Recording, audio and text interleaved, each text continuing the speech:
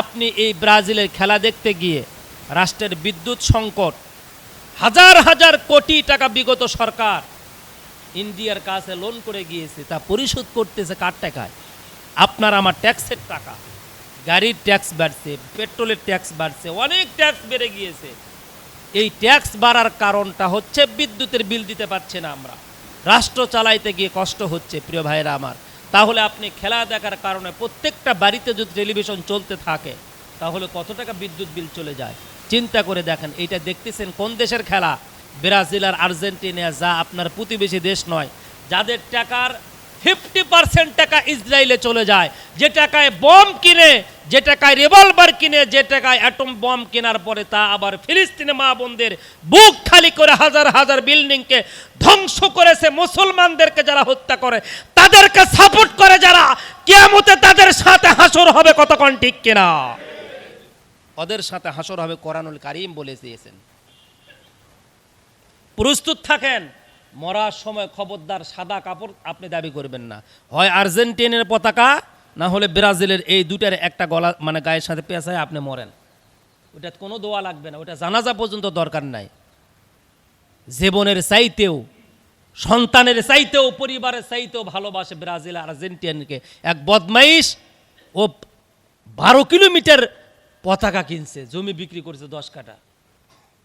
আমার হিসাবে অক্ত বাংলাদেশের এমন কোনো জেলখানা নাই যে জায়গায় রাখা, দেশের বাহিরে ওকে পুশ করে দেওয়ার দরকার, যাতে ইন্ডিয়াও যেতে না পারে, বাংলাদেশে না আসতে পারে, মাঝখানে খালি ঠেলাঠেলি চলুক। কথা কন না গে? ওই এ কাম করলো কেন? সন্তানের হক আদায় নাই। আরে মিয়া, এই মসজিদের একটা মাইকের জন্য কত কষ্ট হচ্ছে আমার। একটা মাইক্রোফোন, একটা মাইক সাউন্ড সিস্টেম এত বিশেষ প্রয়োজন। আমি সভাপতি সাহেবকে বলছি, আমি কেশিয়ার সাহেবকে বলছে হুজুর আমাদের একটু অর্থনৈতিক সংকট, আমরা মসজিদ কাজগুলো আগায় নেই, ইনশাল্লাহ আপনাকে সাউন্ড সিস্টেম ভালো করে দেব। আমরা যারা কথা বলে বাইরে, সাউন্ড সিস্টেম ভালো না হলে কথা বলা যায় না। তো এই সাউন্ড সিস্টেম ভালো না হওয়ার কারণে আমি কথা বলতে পারি না। এ জায়গায় অবদান রাখার জন্য আপনার মনটা চায় না, আপনি একটু হাত বাড়ান না।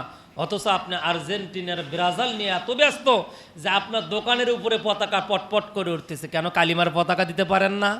বাংলাদেশের পতাকা দেওয়া যায় না? আর্জেন্টিনার পতাকা দিলেন কেন? ব্রাজিলের পতাকা দিলেন কেন? ব্রাজিলের 95% সন্তান জন্মগ্রহণ করে বিবাহ পড়ানো ছাড়া, বিবাহ বহির্ভূত জেনার মধ্য দিয়ে ব্রাজিলের সন্তান জন্ম নেয়। যেখানে নারী ভাড়া পাওয়া যায়, যেখানে পুরুষেরা ভাড়া থাকে নারীদের কাছে, সেই সমস্ত দেশের আপনি সাপোর্ট করলেন।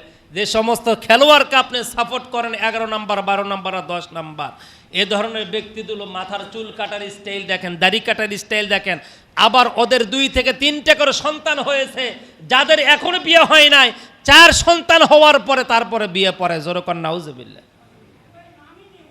এদেরকে এত সাপোর্ট করেন আপনি কি করে? দোকানের উপরে যদি এই গজব আপনার কোনো সন্তান বা কর্মচারী রাখে, তাহলে আস্তে করে আল্লাহর রাস্তায় আজকে নামান, এই গজব রাখিয়েন না, আস্তে করে নামান। বাড়ির ছাদের উপর থাকলে নামায় ফেলুন, কিয়ামতে হিসাব দিতে পারবেন না। আমি খতিব, আমার দায়িত্ব নামানো নয়, আমার দায়িত্ব বলা। যদি আমার ক্ষমতা পাওয়ার থাকতো তাহলে আমি প্রশাসন দিয়ে নামায় দিতাম। কেমনে নামানো লাগে? আগে ফজর পড়বেন, এরপরে কোরআন তেলাওয়াত করবেন, ইস্তেগফার পড়বেন, সূরা ইয়াসিন পড়বেন, আমল আকীদা শেষ। বিনোদনের জন্য আপনি কিছু সময় খেলা দেখতে পারেন, বিনোদনের জন্য কিছু সময় আপনি খেলা দেখতে পারেন, তবে খেলাটা শরীরের জন্য চর্চা, এটা আপনি শরীর চর্চার জন্য খেলবেন। কিন্তু দেখাটা তো এটা একরকমের বেমানান হয়ে যায়। এটার ভিতরে কি শিক্ষা পাবো আমরা বলেন? এটার ভিতরে শিক্ষা পাবো কি? সবচাইতে বড় যে ক্ষতি হয় বিদ্যুৎ বিলের চাইতে, চোখের দৃষ্টির চাইতে, পতাকা কেনার চাইতে সবচাইতে বড় যে ক্ষতি হচ্ছে মুসলমানেরা ইমানও ধ্বংস, নিজেরাও ধ্বংস। ইন্নামাল খামরুল মাইসির ওয়াল আনসাব রিজসুম মিন আমালিশ শাইতান। আল্লাহ যা বলেছে কতটা সত্যি চিন্তা করে দেখেন।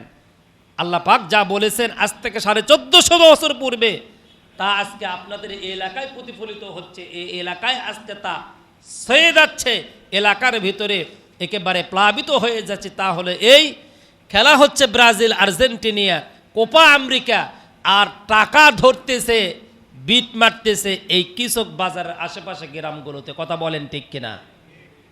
এই যদি এই দল যেতে কত, তো সর্বনিম্ন 10-15-20 হাজার, কত খেলে আল্লাহ ভালো জানে, তবে খেলে 20,000, 30,000, 50,000, 1 লাখ, 2 লাখ।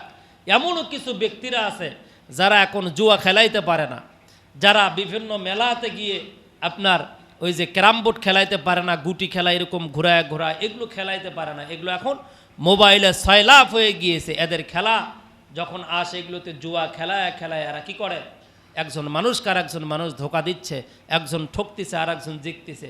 এটা শরীয়তে, ইসলামে, সামাজিকে সব জায়গায় হারাম, বিলকুল হারাম। এটা অত্যন্ত কষ্টদায়ক। এটা কি করে আপনি করেন আমি চিন্তা করতে পারি না। আরে হারাম টাকা দিয়ে আপনার সন্তানকে আপনি লালন পালন কি করে করেন? আরে হারাম টাকা দিয়ে আপনি বিল্ডিং কি করে করেন, যা একদিন বাতাসের সাথে উড়ে যাবে, আর কিয়ামতে আপনাকেই একমাত্র এর জবাব দিতে হবে।